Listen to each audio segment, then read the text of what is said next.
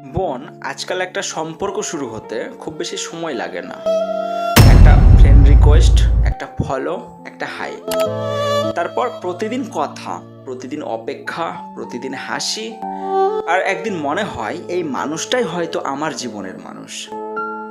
কিন্তু একটা প্রশ্ন করি, মোবাইলের স্ক্রিনের ওপাশে যে মানুষটার সাথে তুমি প্রতিদিন কথা বলছো, তুমি কি সত্যি তাকে চেনো? নাকি তুমি শুধু সে তোমাকে যে পরিচয়টা দেখাচ্ছে তুমি শুধু সেটাকেই চেনো? কারণ অনলাইনে পরিচয় হওয়া খুব সহজ, কিন্তু একজন মানুষকে সত্যিই চেনে নেওয়া এখনো পৃথিবীতে সব থেকে কঠিন কাজগুলোর একটা। আর এই একটা ভুলের কারণেই অনেক মেয়ে ভুল মানুষকে বিশ্বাস করে, তারপর একদিন বুঝতে পারে সে মানুষটাকে না, সে মানুষটার বানিয়ে তোলা সেই পরিচয়টাকেই বিশ্বাস করেছিল। তাই আজকের ভিডিওতে আমি তোমাকে এমন 7টা গুরুত্বপূর্ণ বিষয় বলবো যেগুলো জানার পর অনলাইনে পরিচয় হওয়া কাউকে বিশ্বাস করার আগে তুমি অনেক ভালো সিদ্ধান্ত নিতে পারবে। আমরা জানবো কোন পরিচয় সত্যি আর কোনটা শুধু দেখানোর জন্য। কেন কিছু মানুষ খুব অল্প সময়ে তোমার খুব কাছের হয়ে যেতে চায়, কোন আচরণগুলো প্রথম দেখলেই তোমাকে সতর্ক করবে, আর বিশ্বাস করার আগে কোন বিষয়গুলো অবশ্যই যাচাই করা উচিত। তাই ভিডিওটা শেষ পর্যন্ত দেখো, কারণ শেষের বিষয়টা সব থেকে গুরুত্বপূর্ণ। চলো শুরু করি। 1 নাম্বার, অনলাইনে যে পরিচয়টা তুমি দেখছো এটা কি সত্যি তার আসল পরিচয়? আচ্ছা বোন, অনলাইনে সব থেকে সহজ কাজগুলোর মধ্যে একটা হচ্ছে একটা নতুন পরিচয় তৈরি করা, অন্যের ছবি ব্যবহার করা, নাম বদলে ফেলা, নিজের কাজের সম্পর্কে মিথ্যা বলা, লোকেশন বদলে দেওয়া, এমনকি সম্পূর্ণ অন্য একজন মানুষ সেজে থাকা। এসব করতে খুব বেশি সময় লাগে না, তাই শুধু একটা সুন্দর প্রোফাইল পিকচার কিংবা দুটো মিষ্টি কথা শুনেই কাউকে বিশ্বাস করবে না। একজন মানুষ নিজের সম্পর্কে যা বলছে সেটা সময়ের সাথে একই থাকে কি না সেটা লক্ষ্য করো। তার প্রোফাইল অনেক দিনের নাকি মাত্র কয়েকদিন আগে খোলা, সব কিছুই যদি স্বাভাবিক বা পারফেক্টও মনে হয় তাহলেও কিন্তু আর একটু সময় নাও। মনে রাখবে বোন, বিশ্বাস করার আগে যাচাই করা, সন্দেহ করা না, এটা নিজেকে নিরাপদ রাখার অভ্যাস। 2 নাম্বার, সে কি খুব অল্প সময়ের মধ্যেই কাছের হয়ে যেতে চাইছে? একবার নিজেকে একটা প্রশ্ন করো, মাত্র কয়েক দিনের পরিচয়ে কেউ কিভাবে বলতে শুরু করে, তুমি আমার সব, তোমাকে ছাড়া আমি বাঁচবো না, আমি শুধু তোমাকেই বিয়ে করব, তুমি ছাড়া আমার জীবনে আর কেউ নেই। শুনতে খুব ভালো লাগে, এটাই স্বাভাবিক। কিন্তু একবার তুমি ভেবে দেখো, একজন মানুষ যে এখনো তোমাকে ঠিকমতো চিনেই না, সে কিভাবে তোমার সঙ্গে সারা জীবনের প্রতিশ্রুতি দিয়ে ফেলছে। মনোবিজ্ঞানে এটার একটা নাম আছে, লাভ বম্বিং। মানে খুব অল্প সময়ের মধ্যে এত বেশি যত্ন, এত বেশি সময়, এত বেশি গুরুত্ব, এত বেশি ভালোবাসা দেখানো যাতে তুমি খুব দ্রুত তাকে বিশ্বাস করে ফেলো। আর এখানেই তোমার ব্রেন একটা খুব বড় ভূমিকা রাখে। প্রতিটা মেসেজ, প্রতিটা কল, প্রতিটা খেয়েছো, প্রতিটা ভালোবাসি ধীরে ধীরে তোমার মস্তিষ্কে ডোপামিন বাড়াতে থাকে। তারপর একদিন তুমি শুধু মানুষটার জন্য অপেক্ষা করো না, তুমি তার দেওয়া অনুভূতির জন্য অপেক্ষা করতে শুরু করো। আর এই অনুভূতির নেশা এমন এক নেশা যেটা মানুষকে বারবার সেই একই মানুষের কাছে ফিরিয়ে নিয়ে যেতে চায়। কেউ তোমাকে খুব বেশি গুরুত্ব দিচ্ছে বলেই যে সে সঠিক মানুষ এমনটা ধরে নিও না। সত্যিকারের সম্পর্ক সময় নেয়, তাছাড়া কারো প্রতি বিশ্বাসও সময় নিয়ে তৈরি হয়। এবার 3 নাম্বার, সে কি নিজের বাস্তব জীবনটা তোমার কাছ থেকে লুকিয়ে রাখছে? একবার একটু ঠান্ডা মাথায় তুমি খেয়াল করে দেখো, তুমি তার সম্পর্কে আসলে কতটুকু জানো। সে কি ভিডিও কলে আসছে, বারবার অজুহাত দেয়? নিজের পরিবার নিয়ে কি সে কথা বলতে চায়? নিজের বন্ধুদের কি তোমার সাথে পরিচয় করায়? তার কাজ, পড়াশোনা, বাস্তব জীবন সব কিছুই কি স্পষ্ট? মনে রাখবে, ব্যক্তিগত গোপনীয়তা আর সব কিছু লুকিয়ে রাখা এক জিনিস না। প্রত্যেক মানুষেরই নিজের ব্যক্তিগত জীবন আছে, কিন্তু তুমি যদি দেখো প্রতিটা গুরুত্বপূর্ণ বিষয়ে সে শুধু এড়িয়ে যাচ্ছে, তাহলে তুমি একটু থেমে ভাবো।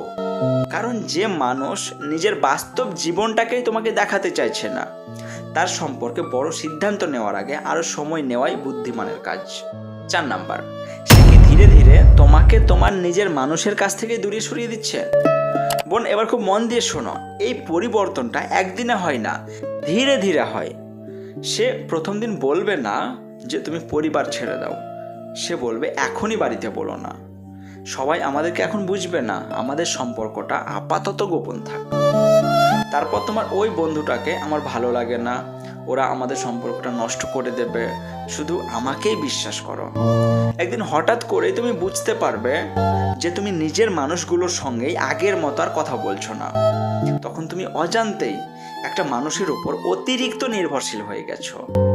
এখানে একবার থেমে তুমি নিজেকে একটা প্রশ্ন করো, আমি কি নিজের সিদ্ধান্ত নিজেই নিচ্ছি, নাকি ধীরে ধীরে অন্য কারো কথা মতো আমি সিদ্ধান্ত নিতে শুরু করেছি? কারণ একটা সুস্থ সম্পর্ক তোমাকে তোমার পরিবার, বন্ধু, নিজের পরিচয় থেকে কখনো আলাদা করে না। 5 নাম্বার, সে কি তোমার সীমারেখা, বাউন্ডারি পরীক্ষা করছে? বোন এবার খুব মন দিয়ে শোনো, কারণ অনেক মেয়ে সব থেকে বড় ভুলটা এই জায়গাটাতেই করে। একজন ভুল মানুষ প্রথম দিন বড় কিছু চাইবে না, সে জানে হঠাৎ বড় কিছু চাইলে তুমি না বলে দেবে, তাই সে শুরু করবে ছোট ছোট অনুরোধ দিয়ে। একটা ছবি পাঠাও না, শুধু আমার জন্য, তোমাকে একটু দেখতে ইচ্ছে করছে। তারপর ভিডিও কলে আসো, 1 মিনিট কথা বলবো, আমি ছাড়া তো আর কেউ দেখছে না, তুমি কি আমাকে এখনো বিশ্বাস করো না? যদি এখানেও তুমি রাজি হয়ে যাও, তাহলে সে ধীরে ধীরে কথা বলার ধরন বদলাতে শুরু করবে। ভিডিও কলে বলবে, ক্যামেরাটা একটু কাছে আনো না, তোমাকে ঠিকমতো দেখতে পাচ্ছি না, একটু এদিকে ঘোরাও, একটু এটা দেখাও, একটু ওটা দেখাও, আর একটু লজ্জা পাচ্ছ কেন? আমি ছাড়া তো আর কেউ দেখছে না, আমি তো তোমারই মানুষ, আমরা তো একদিন বিয়ে করব, কেউ জানবে না। বোন এখানে অনেক মেয়ে কিন্তু বুঝতে পারে না, বুঝতে না পেরেই সব থেকে বড় ভুলটা কিন্তু এখানে করে ফেলে। কারণ ওরা ভাবে এটাও হয়তো ভালোবাসারই একটা অংশ, কিন্তু অনেক সময় এটাই হয় বাউন্ডারি টেস্টিং। মানে সে দেখছে তুমি তার কথায় কত দূর পর্যন্ত নিজের সীমারেখা ছেড়ে দিতে রাজি। আর এখানে আরেকটা বড় বিপদ আছে, তুমি হয়তো ভাবছো ভিডিও কলটা শুধু তোমাদের দুজনের মধ্যেই আছে, কিন্তু ওপাশে কি হচ্ছে তুমি দেখতে পাচ্ছ না। সে গোপনে স্ক্রিন রেকর্ড করতে পারে, স্ক্রিনশট নিতে পারে, অথবা পুরো ভিডিওটাই রেকর্ড করতে পারে। আর সবচেয়ে ভয়ের বিষয়টা হলো অনেক সময় তুমি বুঝতেই পারো না যে ভিডিও কলটা ইতিমধ্যেই রেকর্ড হয়ে গেছে। তারপর একদিন সেই ভিডিওটাই হয়ে যায় ব্ল্যাকমেলের অস্ত্র। তাই বোন ভিডিও কলে এমন কোনো কাজ করো না যেটা পরে প্রকাশ হয়ে গেলে তোমার সম্মান অথবা তোমার ভবিষ্যৎ ঝুঁকির মধ্যে পড়ে যেতে পারে। আর যদি কেউ বারবার এই ধরনের চাপ দিতে থাকে, তাহলে সেখানে ভালোবাসার থেকে ঝুঁকিটাই অনেক বেশি। 6 নাম্বার, সে কি ভবিষ্যতের স্বপ্ন দেখিয়ে আজই তোমার কাছ থেকে সব কিছু চাইছে? বোন আর একটা খুব সাধারণ, খুব বিপজ্জনক কৌশল আছে।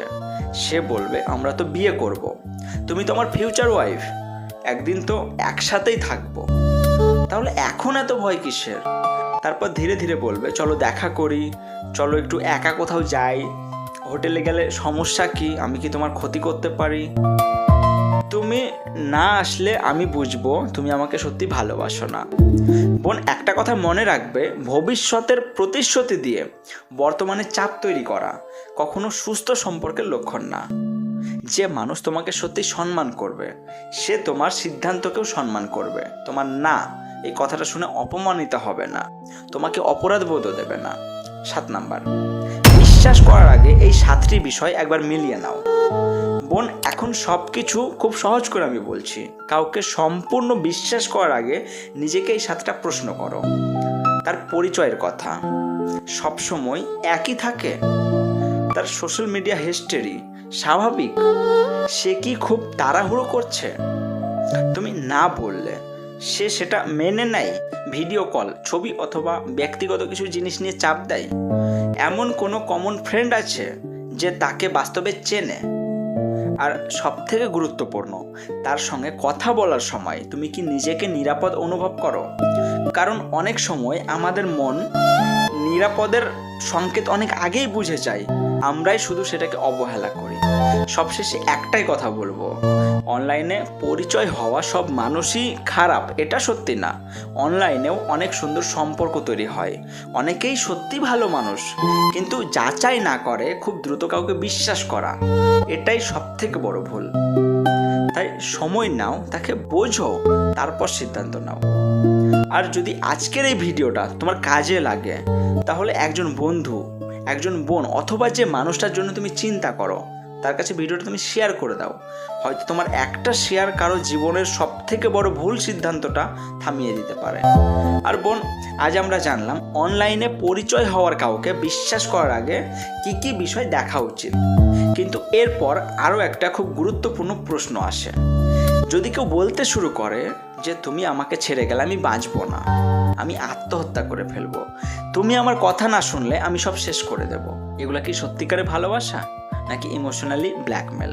সেটাই আমরা বিস্তারিত জানবো পরের ভিডিওতে। অনেক অনেক ভালোবাসা জানাই, আবার দেখা হবে পরের ভিডিওতে।